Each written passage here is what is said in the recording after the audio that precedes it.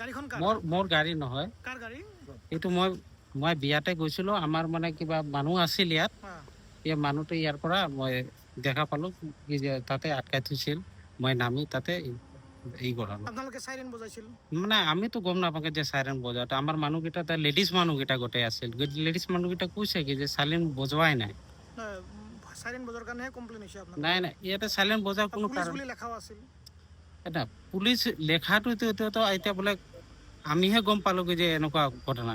তাৰমানে থানাত আহিব লগা হ'ল কিয়? থানাটো মানে আমাৰ মানুহকেইটা ইয়াত আহিব যে যিটো মোৰ ভাগিনা হয় এনেকা তাতে কামটো কৰিছে। মই আহিছোঁ ইয়াত ভাগিনাৰ ওচৰত। নহয় থানাত কিয় আনিল গাড়ীখন আপোনালোকৰ? থানাটো কিয় কাৰণে পাব্লিকে কিয় ধৰিলে? মইতো গম নাপাওঁ না। আপুনি গাড়ীত নাছিল? মই গাড়ীত নাচলোঁ। মই গাড়ীত থাকিলেও তেতিয়াও নকলোঁ হয়। গাড়ী কোন চলাইছিল? গাড়ীটো মোৰ ভাগিনা চলাইছিল। ক'ত আছে ভাগিনা? ভাগিনাটো ভিতৰতে আছে। ভাগিনাহে ক'ব। ভাগিনাৰ নাম কি? বিক্ৰম ৰবি দাস।